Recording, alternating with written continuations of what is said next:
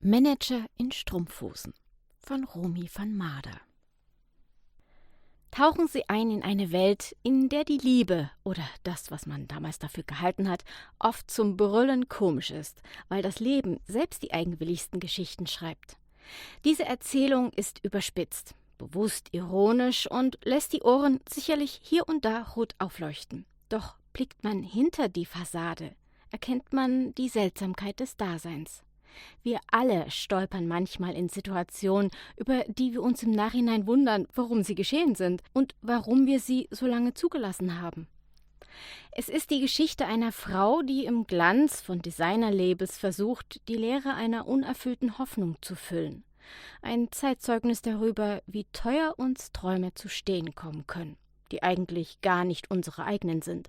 Und über den Moment, in dem man endlich den Mut findet, im eigenen Leben Vollgas zu geben. Denn am Ende gilt, wer nichts wagt und nichts erlebt, der kann auch nichts erzählen.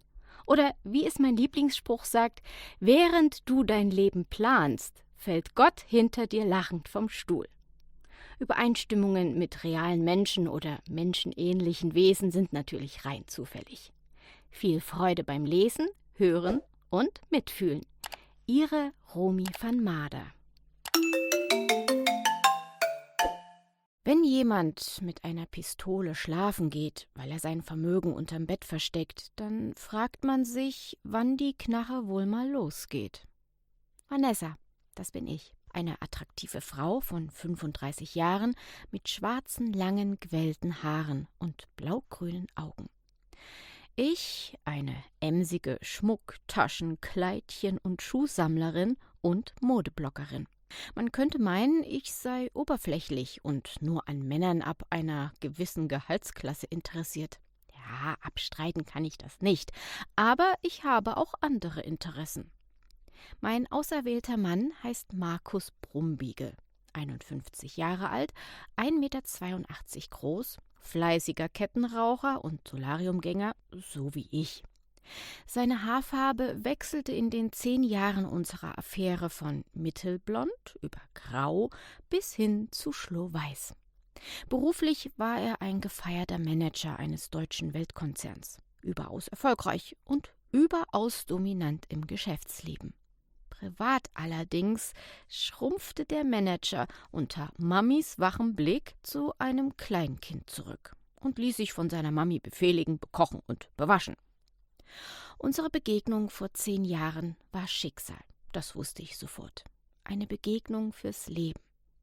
Er fuhr mit einer großen Limousine vor. Ich war sofort verliebt und gab mich ihm kompromiss- und lernbereit hin.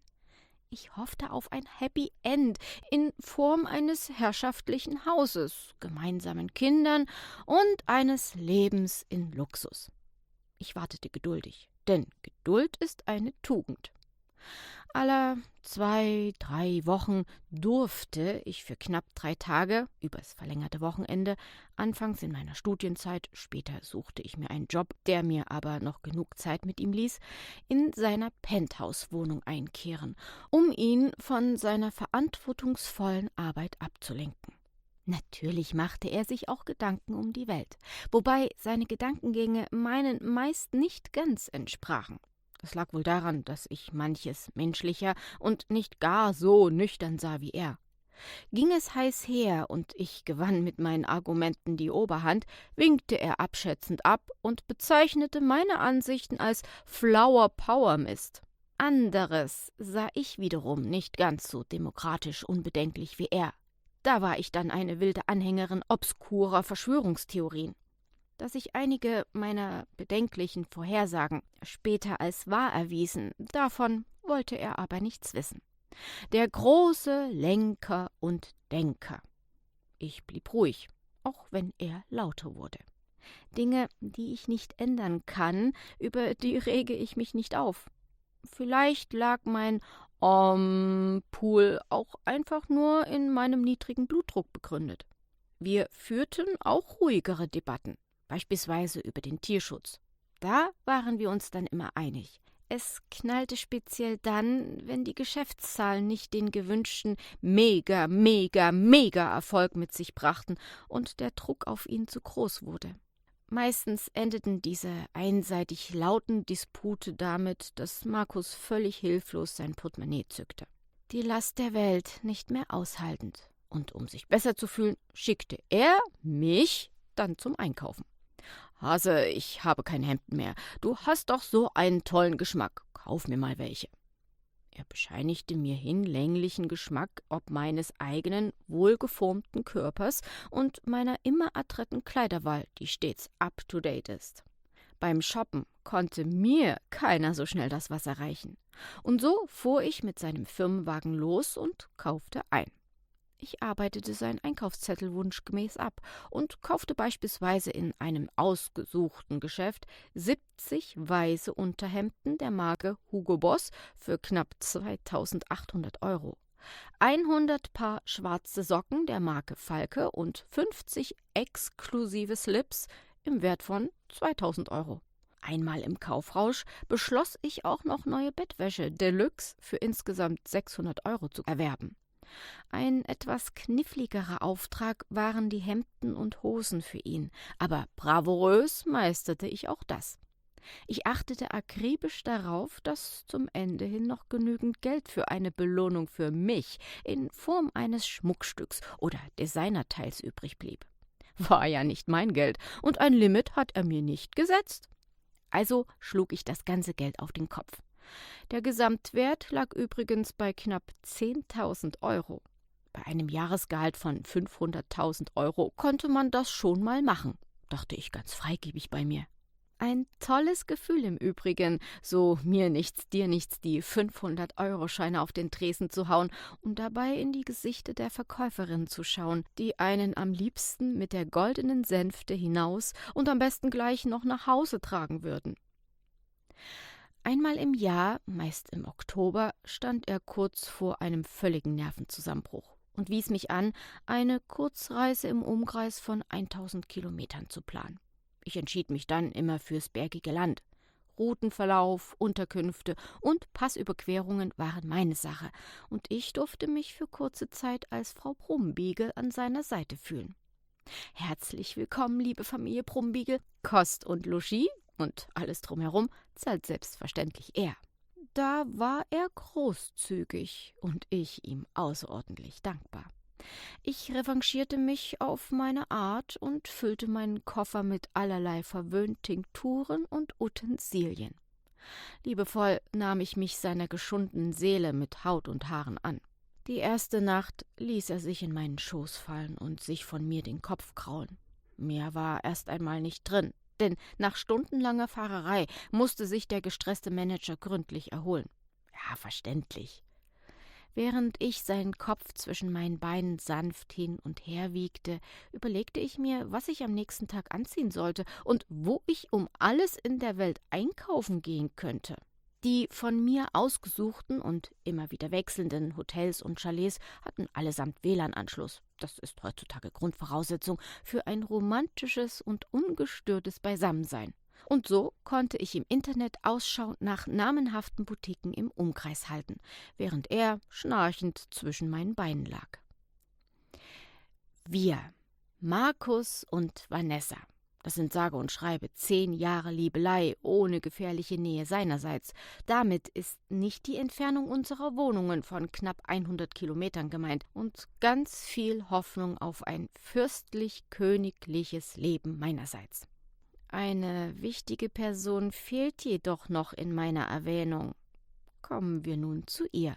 Florentina, Mutter und Witwe, vollbusig, 74 Jahre alt, energisch, fordernd und permanent leidend. Besonders dann, wenn ihr Lieblings-Markus mit mir zusammen war. Florentina wohnte seit einigen Jahren ganz allein im Familienhäuschen. Ihr Mann war tot, der Sohnemann längst ausgezogen. Was sie noch im Leben hielt, war der Wunsch, mit ihrem Sohn vereint in ein schönes Haus zu ziehen. Hallo? Das war schon mein Wunsch? 2 Frauen sind eine zu viel. Gott sei Dank hatte auch Markus damit ein Problem und er ignorierte ihre immer wiederkehrende Bitte mit den Worten: »Mami, wir werden sehen.« Doch Florentina wusste einen Weg, wie sie ihren Sohnemann weichklopfen konnte. Sie hatte eine Taktik, die nannte sich die Mürbe-Macht-Taktik. Und so jammerte und ächzte und stöhnte die alte Schachtel immer lauter und öfter. »Oh, Markus, ich schaffe das alles nicht mehr.« Markus weinte sich, ohnmächtig über sein Unvermögen, ihr energisch gegenüberzutreten, bei mir aus. »Hase, das kann ich meiner Mami doch nicht ins Gesicht sagen.« »Warum nicht?« fragte ich dann zurück, ohne eine Antwort zu bekommen. Tja, der erfolgreiche Geschäftsmann von Welt hing da leider noch zu sehr an Muttis großer Brust. Wahrscheinlich hätte sie ihn weitergesäugt, wäre die Milch in ihren Eutern nicht vor Jahrzehnten schon verronnen. Und somit ist sie die hauptsächliche Ursache dafür, dass er seit Jahren keine Immobilie findet, da er keine finden will. Aus Angst, mit seiner Mutter unter einem Dach leben und auf seine Freiheit gänzlich verzichten zu müssen. Sie ist also der gewichtige Grund dafür, dass sich unsere Beziehung nicht weiterentwickeln kann. Sie, immer nur sie. Und ich? Was hatte ich nicht schon für tolle Anwesen für uns ausgesucht? Es ist mal wieder soweit. Der Herr verlangt nach mir und ich mache mich, gehüllt in neue Kleider, auf den Weg. Am Zielbahnhof werde ich von ihm mit einer seiner Luxuskarren abgeholt. Ich steige ein. Die Uhr tickt. Noch schnell ein Telefonat zu Ende geführt, ein kurzer Kuss auf den Mund, ein »Hallo Schatz, ich bin gleich fertig, siehst toll aus« zugeflüstert, und dann geht die Fahrt direkt in seine überaus große und helle, aber auch überaus kühl eingerichtete Junggesellenbude. Bude ist natürlich weit untertrieben. Allein der lichtdurchflutete große Wohnsaal ist an die 80 Quadratmeter groß. Auf bunten Orientteppichen verteilt liegen etliche ferngesteuerte Hubschrauber, Trucks und Rennautos. Alles Extraklasse. Ja, versteht sich von selbst. An einer weißen Wand lehnt der veraltete Großbildschirm. Auf der ebenfalls weißen Ledercouch liegen zwischen Kissen verstreut die neuesten Handys, digitalen Schreibtafeln, Spiegelreflexkameras und diverse Hochleistungsakkus für all die fahrenden Spielzeuge auf dem Boden. Bevor ich meine Jacke ausziehen kann, geht's auch schon los. Er zieht mich in sein Kinderzimmer und zeigt mir seine neueste Errungenschaft, die ich bitte gebührend bewundern soll. Ist mir ein leichtes. Kein Thema. Was ist es diesmal? Er blickt mich erwartungsvoll an. Und? Was? Hase, du stehst davor. Der hier? Den kenne ich doch schon. Also, ich bitte dich, das kann gar nicht sein. Der ist der größte, den es im Moment zu kaufen gibt, und zwar weltweit, Hase. Da drüben an der Wand steht der alte. Ach so, ein tolles Teil. Kommt mir irgendwie kleiner vor als das andere. Ich lache laut auf und er funkelt mich dunkel aus seinen Äuglein an. War ein Witz. Du hast natürlich den größten und den schönsten. Irritiert oder verlegen ob meiner Bemerkung, wischt er mit dem Zeigefinger und gerümpfter Nase über seinen neuen Monster XXXXXL LCD-Fernseher. Hase, da gebe ich der Putzfrau schon 70 € und dann sieht es hier immer noch so aus. Schau mal. Seine Mutter wischt auch immer über alles und jeden. Immer wischen, wischen, wischen und wischen. Du sprichst ja schon wie deine Mutter, antworte ich und grinse dabei breit. Das kommt allerdings überhaupt nicht gut an. Nicht meine Mami. Ich sage das. Hier, obwohl sie erst vor 5 Tagen da war. Mit dem Finger zeigt er zur Küche. Die Putzfrau hatte ich in all den Jahren kein einziges Mal gesehen, aber ich wusste nur zu gut, dass sie alle Hände voll zu tun hatte. Was sich in kürzester Zeit bei dem Herrn Manager Markus Brumbiegel alles so ansammelte und vor sich hingammelte, das war sagenhaft. Markus, ich denke, du magst keinen Gorgonzola? Mag ich auch nicht. Wieso? Weil auf diesem Pizzastück hier der Käse so herrlich blau ist. Kannst du wegwerfen, Hase. Sehr gerne doch. Ich mache mir einen Spaß daraus und versuche anhand des Schimmels die Käsesorten zu erraten. was die Gute alles zu entsorgen und zu bereinigen hat. Oder, wie in diesem Fall, ich. Dafür waren Putzkosten von 70 € unterirdisch wenig. Naja, sie bekam wenigstens etwas. Auch kann die Putzfrau nicht nur nicht richtig putzen, sie kann auch nicht richtig Wäsche waschen. Seine Mutter war der Auffassung: »Junge, das kann ich viel besser. Das ist eine Schlampe, wie sie im Buche steht.« Markus? Das sage ja nicht ich, sondern meine Mami. Meine Mami, meine Mami, meine Mami. Wie kindlich das aus dem Mund eines 51-Jährigen klingt. Die Putzfrau ist also eine Schlampe? Ja, und Wäsche waschen kann die gar nicht. Da sind mehr Flecken drauf als vorher, sagt Mami, nehme ich an. Ja, suchst du dir jetzt eine neue? Nein, die taugen alle nichts. Die Putzfrau darf hier weiterhin putzen. Ich bin ja kein Unmensch. Nur die Wäsche macht sie nicht mehr. Seine Wäsche hatte sich seine Mutter Florentina unter den Nagel gerissen, damit ihr Liebling einen Grund mehr hatte, zu ihr fahren zu müssen. Einmal, um die Wäsche abzugeben und ein anderes Mal, um sie wieder abzuholen. An dieser Stelle fällt mir die Waschmittelreklame von Otto ein, extra für Markus etwas abgewandelt. Meine Mami wäscht so weiß, weißer geht's nicht. Handtücher, Hemden und Socken konnten nur und wirklich nur unter ihrer fürsorglichen Aufsicht duftend frisch und blitzeblank werden. Und waschen, waschen, waschen. Ja, mit einer Ausnahme. Die eingesauten Unterhosen gab er seiner Mami nämlich nicht mit. Oh nein, die kamen in ein Extrasäckchen und durften von uns, der schlampigen Putzfrau und mir, ausgekocht werden. Auch die gesammelten und zum Kotzen anmutenden Lebensmittelreste durften wir von diversen Tellern abkratzen, abnagen und ablecken. Es gab auch eine Geschirrspülmaschine, die war aber ein Ausstellungsstück, denn die verbraucht viel zu viel Wasser und viel zu viel Strom. Das bissel Geschirr können die Damen doch abwaschen, Junge.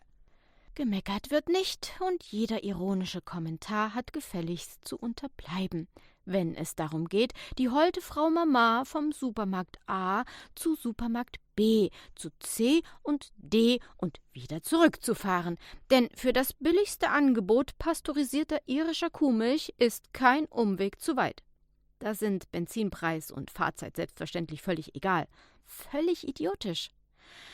Das wusste er natürlich auch, aber bei seiner Mutter konnte er sich einfach nicht durchsetzen. Im Bett übrigens auch nicht, aber ich war ja da, ich kleines Schätzchen. Und so ist es an mir, ihn ausgiebig zu verwöhnen. Wenige Minuten nach meiner Ankunft liegt er zeitlich präzise Schlagmittag auf dem Bett, in einem klassischen weißen Hemd und in einer meiner schwarzen, durchsichtigen Feinstrumpfhosen daliegend. Die klassische Schwarz-Weiß-Business-Kombination hält er immer korrekt ein. Zitiert er mich zu sich. »Hase, schau doch mal.« Ich setze mich neben ihn aufs Bett und schaue mir das alles genau an. Meine Hände gleiten über seine nylonumhüllten Beine hinauf zu seinem Hemd. Ich öffne die Knopfleiste und schiebe den Stoff beiseite. Mit kreisförmigen Bewegungen streichle ich seine linke und rechte Brust. Die Hand gleitet seinen Hals empor und berührt zärtlich seine Lippen, während die andere mit ausgefahrenen Fingernägeln hinab in Richtung Wölbung rutscht. Das anregende, knisternde Geräusch von Nylon und Fingernägeln lässt ihn zu einem mir komplett ergebenen und willenlosen Sklaven werden. Im Schritt angekommen, bohren sich meine Fingernägel in das Stoffgewebe und mit einem Ratsch zerreiße ich die Strumpfhose. Voller Begierde und mit ganzem Körpereinsatz nehme ich ihn mir. Kaum gekommen, streichelt er mich kurz, zeigt zu dem Flecken auf dem Laken und bittet mich darum, das Bett später neu zu beziehen. Mit einem seiner von Hand bestickten Monogrammtüchern MB, die für solche Einsätze bereits neben ihm auf dem Nachttisch liegen, wischt er meinen Mund und seinen Helden auf liebevolle Weise sauber. Die Reihenfolge spielt dabei keine große Rolle. 5 Minuten Kuscheleinheiten sind noch drin, bevor er mit einem Blick auf die Rolex aus dem Bett springt. Die zerrissene Strumpfhose schmeiße ich in den Müll zu all den anderen.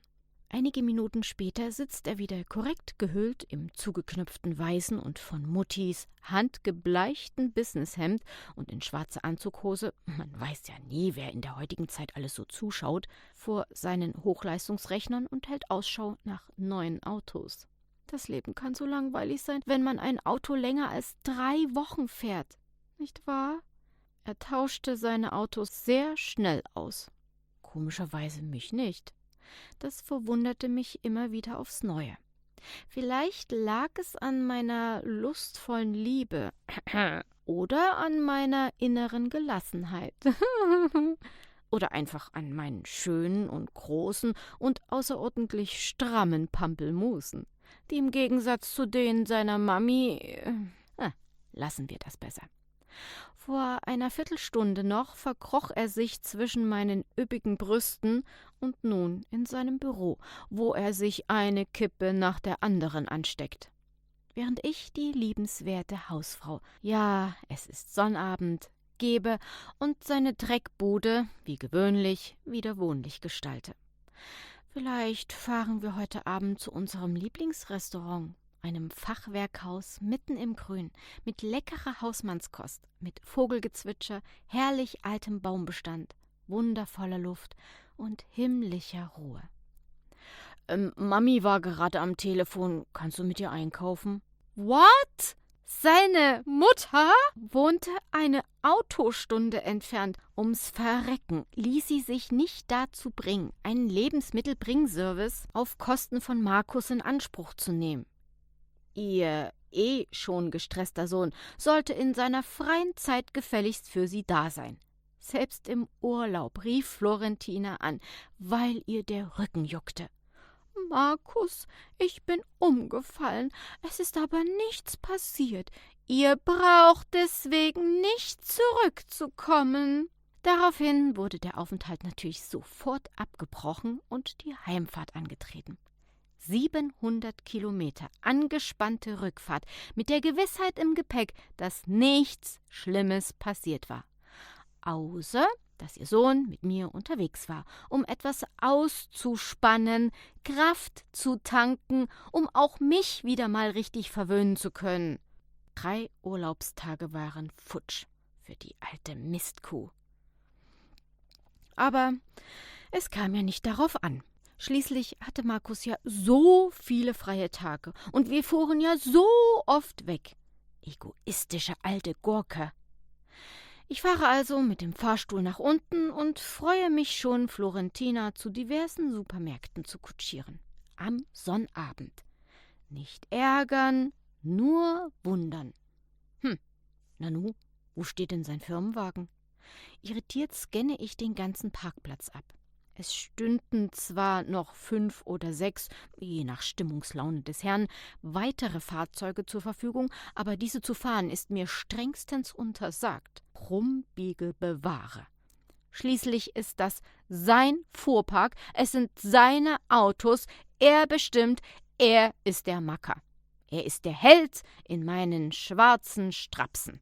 Aktuell im Brummbiegel-Besitz ein kleiner Überblick. Schwarzer Porsche 911 Carrera S Cabriolet, hellblauer Cadillac 1959, silberfarbener G-Klasse Geländewagen, auberginefarbener Wrangler Apache, bei der Farbe habe ich mich ernsthaft gefragt, ob er nicht vielleicht doch homosexuell ist, weißer Mercedes SLK, schwarzer Sima BMW. Was hätte man mit dem Geld, welches er für Karren und Technik ausgibt, nicht alles Sinnvolles anstellen können? Anders gesagt, was hätte ich mir nicht alles für Designerfummel, Designerbrillen, Designerjuwelen kaufen können? Ach, ja, wie gesagt, einzig mit seinem Firmenwagen, einer schwarzen BMW-Limousine der Sima-Reihe, darf ich fahren. Auch mal 450 Kilometer, um seinen geliebten 3-Ringbaumkuchen mit weißem Zuckerguss aus Salzwedel zu holen. Sehr gerne, mein Schatz, für dich mache ich alles.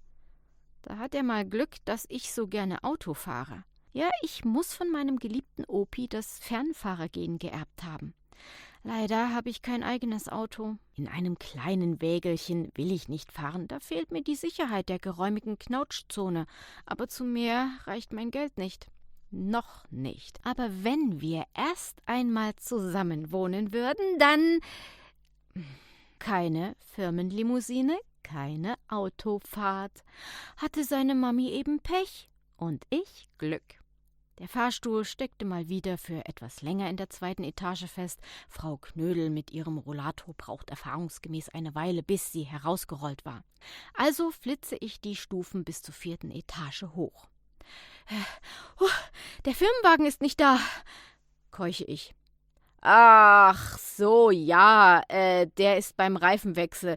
Da müsst ihr euch eben ein Taxi nehmen. Ich verdrehe die Augen und er bemerkt es. Wenn dir das nicht passt, kannst du heute gleich wieder nach Hause fahren. Ich habe genug Stress um die Ohren. Sowas brauche ich hier nicht auch noch. Spricht er gerade mit mir? Irgendwer boxt seine Faust in meine Magengrube. Was mach ich hier? Was bildet sich der blöde Gockel eigentlich ein? Vanessa, der Mann ist ein gestresster Manager. Lass gut sein. Sammle dich. Denk an die zukünftige gemeinsame Zeit. Denk an dein zukünftiges Haus und deine zukünftigen Kinder. Markus, ich hab hier noch so viel aufzuräumen. Schau dich bitte mal um. Außerdem weißt du doch am allerbesten, wo deine Mami am allerliebsten einkauft. Bis du wieder da bist, ist hier alles tippitoppi. Und wir haben dann noch etwas Zeit für uns. Im Übrigen habe ich dir auch ein neues Paar Strumpfhosen mitgebracht. Mit Spitze. Er fährt im Geländewagen und mit quietschenden Reifen davon. Och, die Arme hat bestimmt wieder starke Schmerzen im kleinen Zeh, weil sie von meiner Anwesenheit weiß. Ich zwitschere mir ein Glas Sekt ein, schwinge mich in mein Stubenmädchen-Outfit, ebenfalls schwarz-weiß, schwarzes Röckchen, weiße Schürze und weiße Bluse, so viel Stil muss sein, und wische munter drauf los. Nach getaner Arbeit durchschreite ich majestätisch mit Staubwedel und Sekt in der Hand die Gemächer. Schon ganz schön spät. Wo bleibt der denn? Im Schlafzimmer angekommen, beschließe ich, nicht nur die Laken, sondern die Betten gleich mit frisch zu beziehen.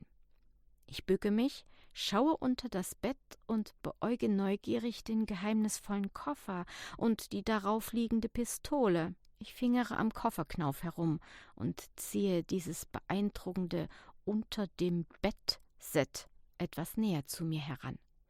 Dass er mich überhaupt mit seinem Reichtum und all seinen wertvollen Firmenunterlagen, Computerdaten etc. hier allein lässt, grenzt schon an ein Wunder. Schließlich könnte ich ihn ausrauben oder ich könnte eine von einer Konkurrenzfirma bezahlte Spionin sein. Hat es alles schon gegeben. Letztens erst im Mai, vor 2 Monaten also, da erhielt ich eine SMS von ihm. Wortlaut: Du warst hier, man hat dich gesehen. Knutsch. Ich schrieb zurück: Das muss eine Verwechslung sein. Er: Gib es zu. Ich: Markus, was soll denn das? Kannst du mir bitte verraten, wieso ich 100 Kilometer zu dir fahren soll, wenn ich a. gar nicht weiß, ob du da bist und b. ich immer noch keinen Schlüssel habe? Später stellte sich heraus, dass er mich verdächtigte, während seiner Abwesenheit in seiner Penthouse-Wohnung gewesen zu sein, um zu spionieren. Ja klar, und auch so komplett logisch analysiert. Als hätte ich in 10 Jahren nicht ganz andere Möglichkeiten gehabt. Grund für seine Annahme war, dass die Bewegungsmelder deaktiviert und sein Bürofenster geschlossen und nicht wie sonst gekippt war. Ihm fiel dann aber kurz darauf wieder ein, wer es war. Fängt mit M an und hört mit Arkus auf. Bei diesen irrwitzigen Erinnerungen kommt mir seine Pistole in die Hände. Ganz schön schwer, so ein Ding. Ich stehe wieder auf. Es kribbelt in meiner Hand. Was für ein scharfes Geschoss. Muss man das hier entsichern? Was machst du da? Erschrocken drehe ich mich um. Es knallt. Putz rieselt. Wir starren uns an. Gib mir mal die Luftdruckpistole, Hase. so sanft. Was ist los? Er nimmt mein Gesicht in seine Hände, küsst mich auf die Stirn und zieht mich aufs Bett. Ich will ihn schon gierig ausziehen, in der Hoffnung, endlich mal wieder ordentlich von ihm in meiner Lieblingsstellung vernascht zu werden. Da stoppt mich seine Hand. Meine Mami, sie glaubt, sie ist sterbenskrank. Ihr Arzt war irgendwie komisch. Mit einer traurigen Miene blickt er mich an. Ich hopse von der Matratze und schnellen Schrittes gehe ich ins Bad. Mein Lächeln darf er nicht sehen. Ich hab was im Auge. Ich gebe mir alle Mühe, mir meine Freude nicht anmerken zu lassen. Wie kommt sie darauf, dass sie sterben muss?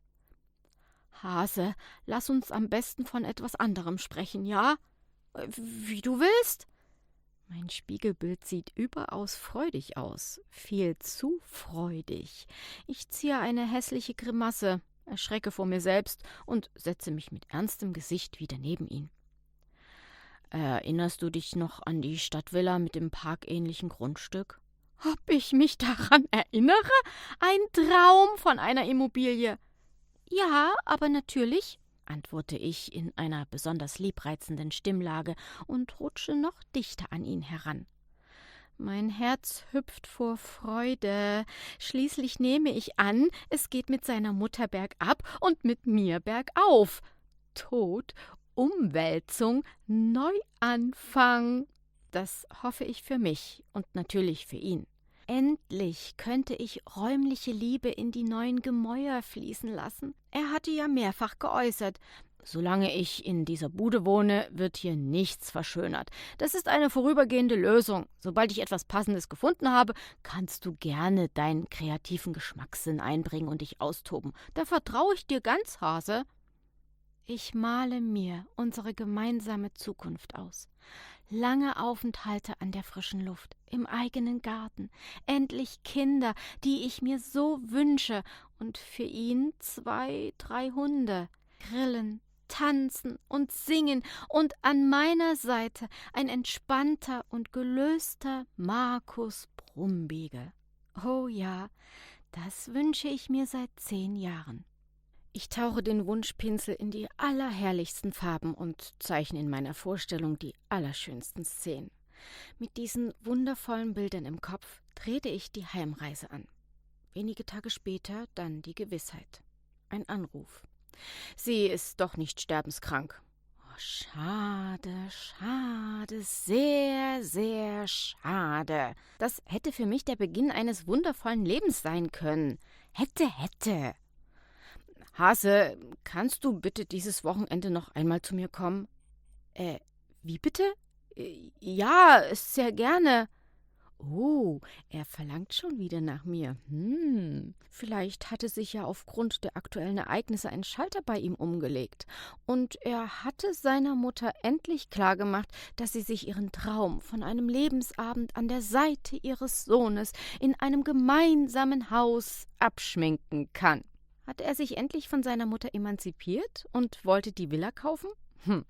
Ich steige freudestrahlend aus dem Zug und sehe ihn in seinem Firmenwagen sitzen. Komisch. Hase, hör mal zu. Ich muss heute noch zu einem Termin. Meiner Mami geht es nicht gut. Sie benötigt etwas Fürsorge. Kannst du ihr bitte unter die Arme greifen? Ich komme später dazu und hol dich ab. Es wird sicherlich nicht lange dauern. Ich danke dir. Es ist auch nur für heute. Vielleicht morgen nochmal. Mit geplagter Miene liegt sie auf der Couch. Markus verschwindet und in Sekundenschnelle auch ihre Schmerzen. Kindchen, ich finde es ganz toll, dass du uns so unterstützt. Und ich danke dir, dass du meinem Liebling dazu geraten hast, mich in dem neuen Haus mitwohnen zu lassen. Komm, hilf mir, die Blase drückt. Ich stütze sie, setze sie auf die Schüssel und schließe die Tür. Drücken muss ich schon alleine. Im Flur angekommen, halte ich mich an der Wand fest. Wie war das jetzt? Mein lieber Freund und Kupferstecher, das hast du dir aber schön ausgedacht. Das hier ist so eine Art Warmwerden mit dem runzligen Arsch. Womöglich kommst du erst übermorgen Abend zurück. Dieser Mist wird hier ewig so weitergehen. Schlimmer noch, in Zukunft mit der Alten unter einem Dach und ich, Eselin, schenke dir meine schönsten Jahre. Es reicht, ich hatte die Schnauze voll. Die Traumhausblase zerplatzte. Die Nummer der Taxizentrale wählend, dem Geplätscher im Badezimmer lauschend, schaue ich zum Schlüsselbrett. Die Anhänger mit der Aufschrift »Mein Liebling« sticht mir ins Auge. Aha, der richtige Schlüssel ist im Nu gefunden und vom Haken genommen. Während der Taxifahrt rechne ich mit hochroter Birne, aber ganz sachlich zusammen. Reinemach, Bespaßungs- und emotionaler Auffangdienst, nehmen wir diese 3 Faktoren und multiplizieren sie mit dem Putzfrau-Faktor 70 als Berechnungsgrundlage. Im Monat wurden meine Fähigkeiten pauschal 2-mal und 2-3 Tage am Stück verlangt, gerechnet auf eine Gesamtdauer von 10 Jahren.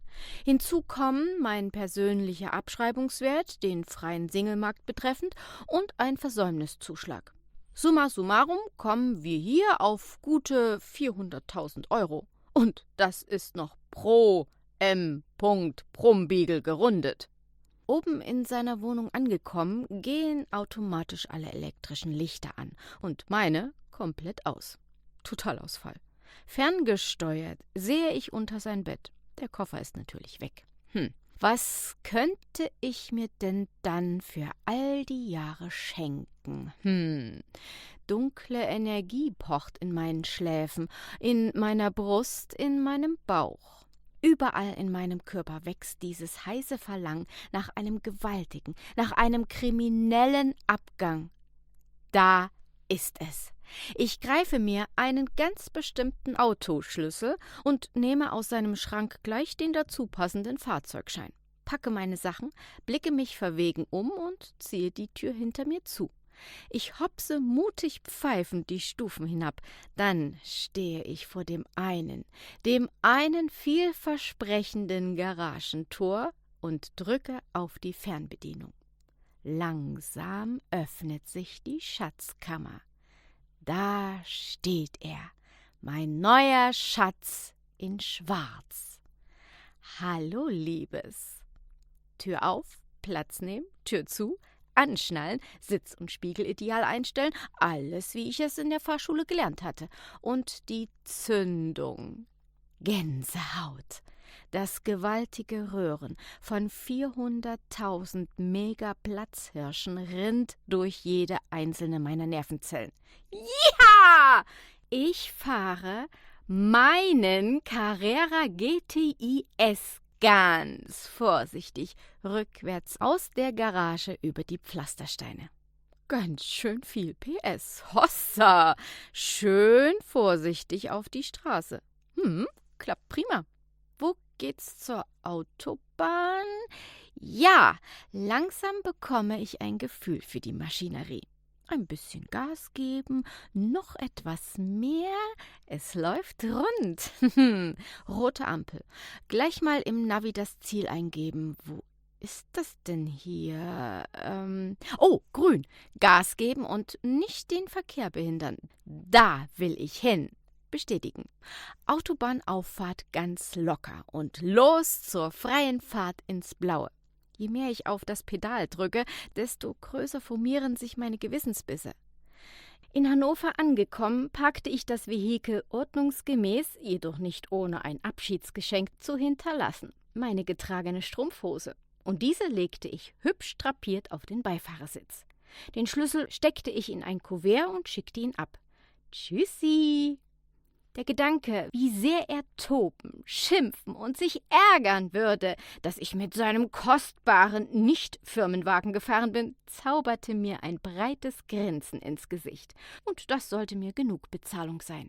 In Anbetracht dessen, wie viel ich ihm zu verdanken hatte. Schöne Reisen, Verköstigungen der Superklasse und jede Menge Spaß. Und allen voran hatte ich jede Menge dazugelernt. Und das allein war schon unbezahlbar. Während meiner Verarbeitungs- und Neuorientierungsphase bezog Familie Brumbiegel, das heißt Markus und Mami Florentina, das neue Heim. Die Widersacherin war endlich weg. Ich war immer noch todtraurig darüber, dass sich mein 10 Jahre währender Traum von einem gemeinsamen Liebesnest und einer gemeinsamen Zukunft als totaler Reinfall entpuppt hatte. Vor allem aber, dass es so endete. Ich dachte zwar nicht mehr so oft, aber immer noch gerne an unsere gemeinsamen Erlebnisse und überlegte mir, wie hoch wohl unser Strumpfhosenberg in der Zeit gewesen war. Arschlecken, Strich drunter! An einem Samstag im Herbst beschloss ich, mit dem Zug spontan ans Binnenmeer zu fahren, in ein Wellnesshotel. Der Strand sollte in der Nebensaison fast menschenleer sein. Statt Geld für eine Sitzplatzreservierung auszugeben, setze ich mich, wie immer, lieber in den Speisewagen und bestelle etwas. Ich blicke aus dem Fenster und freute mich auf das Meer und die Ruhe. »Entschuldigen Sie, darf ich mich neben Sie setzen?« Mich schauten braune Seelenaugen an, lebendig funkelnd und mir so vertraut. Der Blitz traf mich mit voller Wucht ins Herz. Gerne«, stotterte ich. Und dann ging es auch schon los. Mein Leben, mein Liebesleben Teil 2. Ich wusste gar nicht, dass ein Mann so warmherzig sein kann. Wow, darauf habe ich gerne 10 Jahre verzichtet, um es nun in vollen Zügen zu genießen. Es schlug bei uns beiden ein wie eine Bombe. 3 Monate nach meiner schicksalhaften Zugfahrt Richtung Ostsee rief mich Markus an, um mir zu sagen, dass das alles ein riesiger Fehler war. Bla bla bla. Er wüsste erst jetzt, was er an mir hatte und wie oft ich recht hatte mit meinen Ansichten über die Welt und über seine Mutter. Ich war nämlich nicht nur ein luxusliebendes Püppchen, mal so ganz nebenbei bemerkt. »Hase, ich vermisse deine pflegeleichte Art und würde gerne mal wieder mit dir verreisen. Ich bedauere, wie alles gelaufen ist. Hase, ich habe mir überlegt, dass du zu mir ziehst und meine Mami wieder aus. Kannst du nicht mal mit ihr reden?« Da hätte er früher drauf kommen sollen. Nein, alles ist gut so, wie es ist. Alles ist vom Universum ganz wundervoll gesteuert worden. Ein Freund von ihm rief mich an und ließ mich wissen, dass sich Markus aus dem Geschäftsleben gänzlich zurückgezogen hätte und sehr unter seiner Einsamkeit leiden würde. »Vanessa, du hast ein riesiges Loch hinterlassen.« »So, das kann seine Mami bestimmt wieder flicken.« Wir kicherten. »Vanessa, dazu ist selbst Florentina nicht imstande.« Als ich ihn fragte, warum Markus mir kein einziges Mal gesagt hatte, dass er mich etwas mehr als nur mag, bekam ich zur Antwort: »Ja, was haben wir Jungs auf ihn eingeredet? Aber immer dann, wenn du sein Herz berührt hattest, musste er dich weit von sich stoßen. Er wollte die Kontrolle nicht verlieren. Ja, das mit seiner Mutter ist eine andere Geschichte. Bitte besuch ihn.« Das tat ich dann auch, mit einem weißen Flechtkorb in den Händen. Ich taufte ihn »Abschied mit Glückseligkeiten«, stand ich vor seiner Villa und klingelte bei M. Brumbiegel. Wenigstens hatten sie getrennte Klingelschilder. Er öffnete persönlich. Als ich ihn sah, da wusste ich, dass ich meine Liebe zu diesem Menschen nie komplett löschen konnte. Warum auch? Wir würden nur getrennte Wege gehen. Und ein letztes Mal zog ich meine Nylon aus und ihm an. Für mich war dieses Kapitel abgeschlossen und ich widmete mich ganz Carsten und seinen Leidenschaften. Diese Hin- und Herfahrerei war Carsten bald leid und er bat mich, zu ihm zu ziehen. Platz war genug da. Wie der Zufall es wollte, liegt sein Anwesen nur wenige Kilometer von Markus' Villa entfernt. So kam es, dass ich ab und an auf meine ehemalige Liebe Markus traf. Ein halbes Jahr später bezog seine neue Begleitung, die Putzfrau, wie ich herausfand, die oberen Gemächer und übernahm das Regiment in der Villa. Markus drohte seiner Mami damit, dass er sie ins Heim stecken würde, sollte sie Schwierigkeiten machen. Das Leben kann es ja so blitzartig ganz anders mit einem meinen. Auch wenn Carsten und ich uns nicht täglich sehen, weil er auf Geschäftsreise ist und ich auf mittlerweile unserem Gutshof alle Hände voll zu tun habe, weiß ich, dass das genau das ist, was ich immer wollte. Etwas Sinnvolles mit Herz und Verstand. Lebewesen auf 4 und 2 Beinen helfen, denen es, bis sie auf unserem Archehof für Tiere gelandet sind, nicht so gut ergangen ist. Und einen Mann haben, der immer bei mir ist, wenn ich ihn brauche, mir aber nicht täglich auf den Senkel geht und mir die nötige Freiheit lässt. Meine Traumbeziehung. Auf meinen Luxus brauche ich deswegen nicht gänzlich zu verzichten. Was mir Luxus mittlerweile bedeutet? Freie Zeit zu haben, um mit dem Geschenk meines Mannes Hunderte von Kilometern durch die Landschaft zu cruisen. Mein Geschenk? Ein grüner Porsche 911, Baujahr 1977. Dieses Matchbox-Auto hatte ich als kleines Mädchen von meinem Opa geschenkt bekommen und ich war sofort verliebt. Den kleinen Flitzer habe ich all die Jahre aufgehoben und er steht jetzt gut sichtbar in einer Glasvitrine in meinem Büro. Der große steht in meiner Garage. Und mal so ganz nebenbei, dass ich Markus nicht immer treu war, kann sich der eine oder andere mit Sicherheit denken. Gott bewahre, Männer reagieren ja so sensibel, wenn sie mitbekommen, dass in ihrem Nest fremde Eier gelegen haben. Manager in Strumpfhosen, geschrieben von Rumi van Mader, gelesen von Anja Klukas.